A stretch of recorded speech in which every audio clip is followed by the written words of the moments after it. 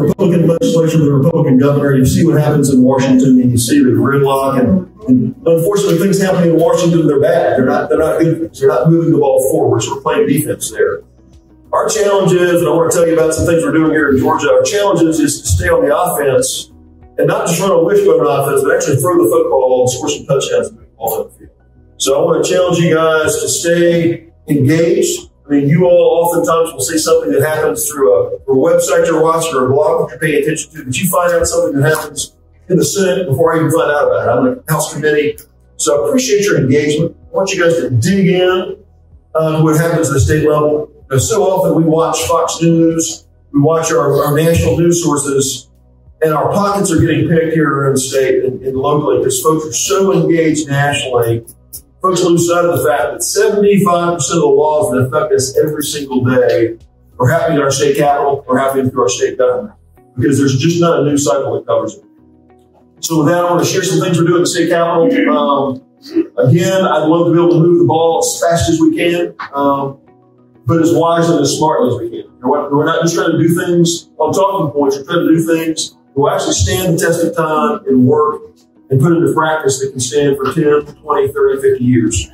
So we're going to go through about 9 issues we're working on. I'll take a couple of questions if we have time. But the first thing I want to speak to is yesterday, House Bill 1084 passed the House. House Bill 1084 I had the opportunity to go to well and speak to. It's an issue that prohibits critical race theory and inherently divisive belief systems from being taught in our public schools. The Democrats are saying there's no issue. There is no CRT. There's nothing like this that's happening.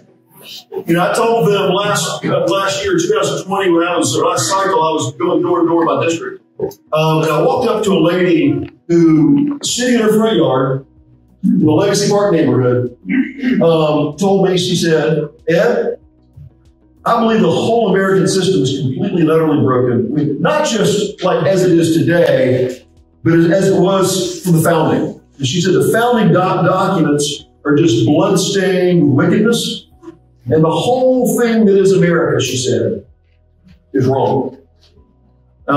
She talked to me about how her parents were college professors, and she just kind of talked about all this. And she said, you know, and let me be clear. Let me be clear what I mean. What I mean is, you see that grass up there by my hedges that we were shedding out in the front yard? That grass there is kind of dying. It's dead. I've got a landscaper coming in on Monday. He's going to rip all that grass out and completely replace it with new sod. She said, that's what needs to happen in the United States of America. Our entire system needs to get ripped out by its roots and replaced with something fundamentally new. That will do the work.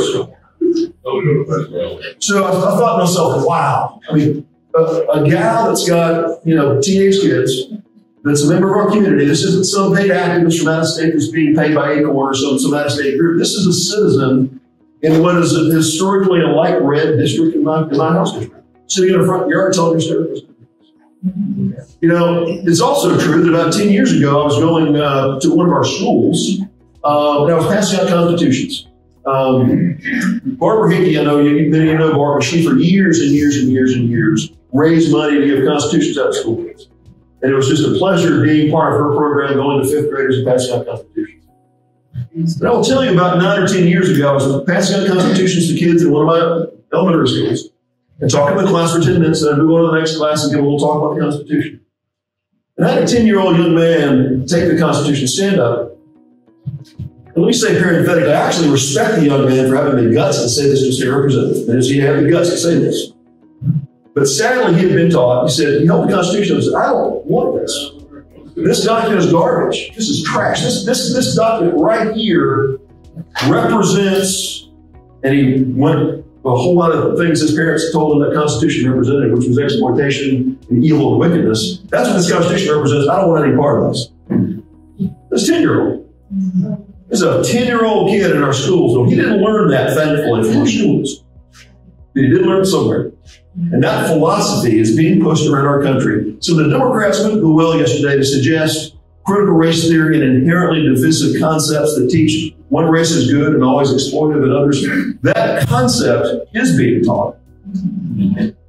And it's even being taught in some of our private schools. I've had some private school board members call me over the last couple of months. What can you do at our own private school? We're paying $20,000 a year tuition, and our private school is teaching our high schoolers is trash. So this issue of inherently divisive content, which can be described as critical race theory or diversity, equity, inclusion, there's a lot of euphemisms. The left tries to control the language to mirror what they're doing. That is a thing. And it's the thing the legislature is committed to fixing and making sure there's no way that our programs, our standards, and our curriculum can allow that in our state public schools. Another thing that's disappointing to see the other side that the Democrats oppose is a campus free speech bill. Yesterday we passed out of the House Bill 1 about campus free speech. What House Bill 1 simply does is it says you cannot have free speech zones in our campus where the administration sets a little box and says, okay, you have free speech rights, but you have free speech rights over here in this corner.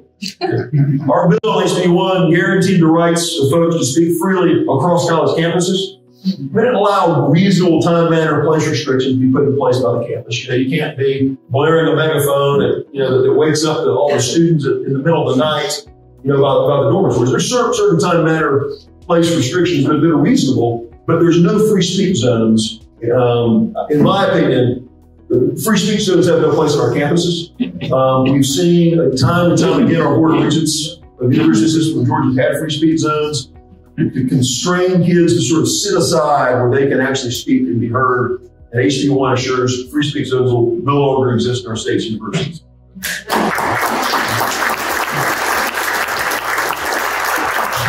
Also, yesterday was a pretty good day. Sometimes they'll schedule big bills like this on Fridays because the Democrats, they may vote wrong. They want to get in their car and go home. They don't want to stick around and work past about 2 o'clock on Fridays. So sometimes Fridays are big debate days.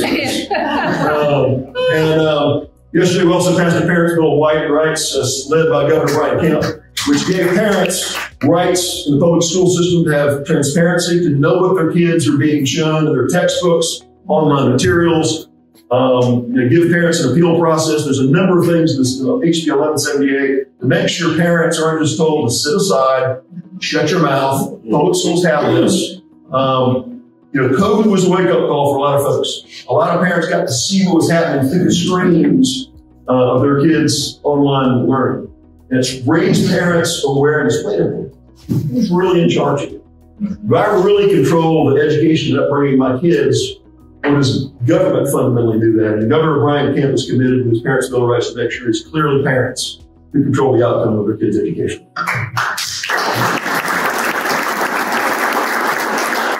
Moving through the Senate, it's not come to the House yet. Senator Bruce Thompson, one of our senators, lives in Bartow, represents part of Cobb. Also, McKay Kirkpatrick's part of this effort. Very exciting bill. When we passed the heartbeat bill in 2019,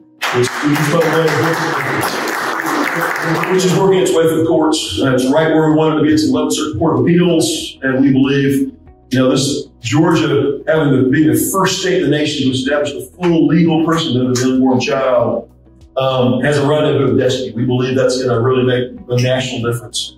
But as it works through the courts, we're also seeing what's happening right now in this sordid, ugly world of abortion, which is when states like Texas pass their law, which has been upheld by the courts. What's happening is abortion providers are using mail and telemedicine to mail abortion drugs to women. And telemed abortion is one of these things we saw coming. As Wayne Gretzky, the great hockey player, said, I don't skate where the puck is, I skate where the puck is going.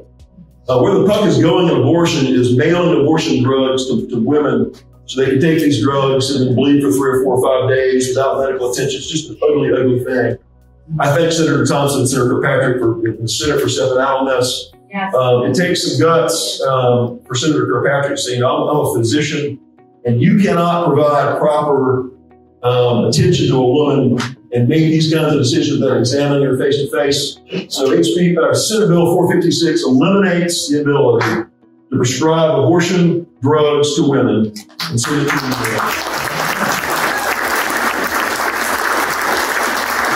That is right at the heart of the issue, where the pro-aborts really want to make their gains is, okay, you can beat this in Texas, you can beat this in Georgia, We're going to try to backdoor you through the mail, through FedEx, and FedEx abortions for women through the mail. And I'm hopeful Georgia's going to lead and put that to stop.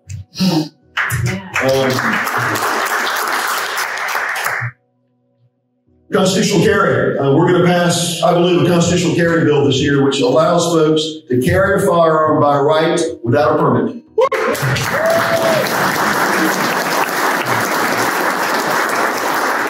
Senator Ed Setzler from Paulding County is the sponsor of Con Carry. He passed the Senate, Senate, and the House. There's been some scuttlebutt over the internet about the bill getting watered down. We're not going to water it down in the House. Okay, good. So we're going to have permitless carry. We're also going to give you the option, if you should choose, to still be able to get a carry permit, because getting a carry permit allows you to go in some states that require you to have a permit. So we're not going to take away your ability to get one. If you travel across the country to multiple states, you have to have a state permit for reciprocity. We'll give you the ability to do that. But in Georgia, you will not require a permit to carry a firearm legally. And it applies to the same circumstances, the same place you can carry today with a permit. You'll be able to carry without a permit once the bill passes. I'll fight for that. Okay. Tax cut. There's a lot of talk right now about eliminating state income tax. We're reducing state income tax. You know, when you think about the revenue that the state income tax supports, I would just ask you guys to step back and think about this. You know, we as a state are the second lowest spending state of the nation. Spending really is taxation per capita.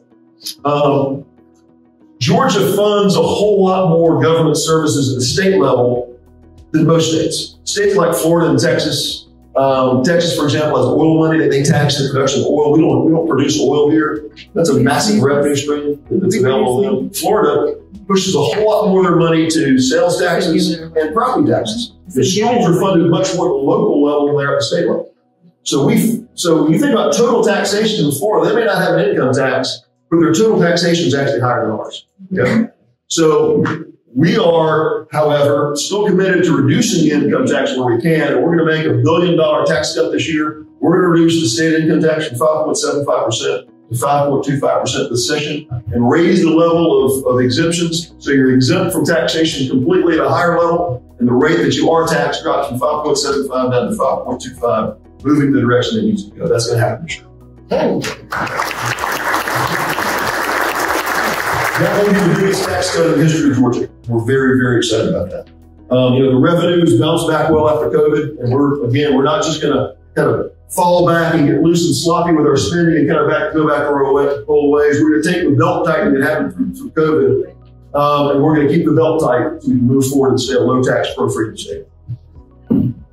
A couple other items. I know we're short on time. Last year, we passed out of the House a patient rights bill that guaranteed, passed the House to the Senate. I have confidence our senators will move this year, a bill that guarantees a patient that's in the hospital having access to a family member to come be at their bedside for at least 1 hour per day, so that family members can be at bedside to make those critical decisions, and folks don't languish in hospitals, dying and withering away because there's not a family member at their bedside.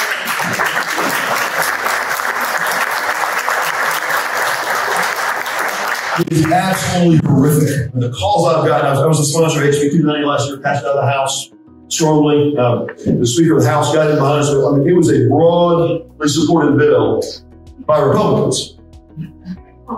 It was sickening to me to see I had about 6 or 7 Democrats out of 70 that supported that.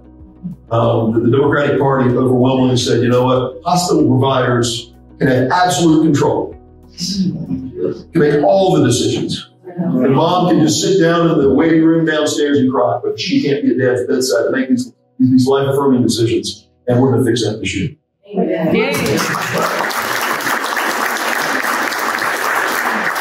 The last thing I'll talk to you about is really right here now. You know, so often we're so focused nationally on what's happening in Washington, and again, we don't pay attention to things that affect our lives every day at the state capitol.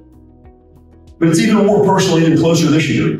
You know, we are involved in some city-owned efforts. You know, folks who in West Cobb who believe in the beautiful, low-density, rural residential nature of West Cobb actually have a mechanism actually have a tool available to them this year to preserve that long term. You know, what's interesting to me is that you think a party or the opposing party that says they're about conservation is so just viciously opposed to this city of Lost Mountain. I think the Democratic Party in Cobb County, sadly, more important than having the quality of life and preserving treetops instead of, you know, increasing rooftops and industrial development, high density development, they have shown us that for them it's more about power. The idea that there will be an accountable representative government in West Cobb, that folks in West Cobb, rather than having one great commissioner, Kelly Gamble's an awesome commissioner in West Cobb. Rather than having Kelly be one of 5 votes, and she advocates every way she can, and actually she outpunches her weight class. She fights and does an incredible job in spite of the opposition. It's more than just a person, but structural. 10, 20 years from now, none of us are here, none of us are in office. Structurally, we want to have one commissioner in West Cobb versus 4 that don't live in West Cobb? Or do folks in West Cobb want to have 7 elected officials, all of whom are accountable to them, making the decision about what goes in your backyard? Structurally, that's nothing to do with me or Kelly or any faces. It has to do with structurally. We want the ability to have accountable government, or do we want to have folks that we can't vote for rule us and control our backyard? That's the question. That's what's before voters in East Cobb. That's what's before voters in Vinings. That's what's before voters in Lost Mountain. It's not another layer of government. It's a different layer of government. All these functions will either be performed by the county or by the city. It's not both and. It cannot be two. Our state constitution says there cannot be double taxation, and there will not be. It's one or the other. And I can tell you, having accountable government where you vote for every single elected official who controls what goes in your backyard, I submit, is dramatically better than getting 1 vote out of 5. Yeah. So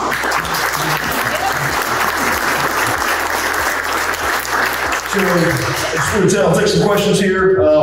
Your legislators are willing to fight the fight for you. You know, John Carson, Jenny Earhart, all of our members have been engaged. The Democrats thought they could use their narrow majority here in Cobb County to engineer the complete and absolute political takeover of this county through the reapportionment process. You stop them. They're mad. They've used profanity. They've been just on the edge of losing control in committee and on the floor of the House by their ugliness. But you know what? We're not going to back down from a fight because we're right about what we're doing, and we're focused on representative government that represents folks fairly and credibly in accordance with the common sense values of Cobb County. We are never going to back down from that.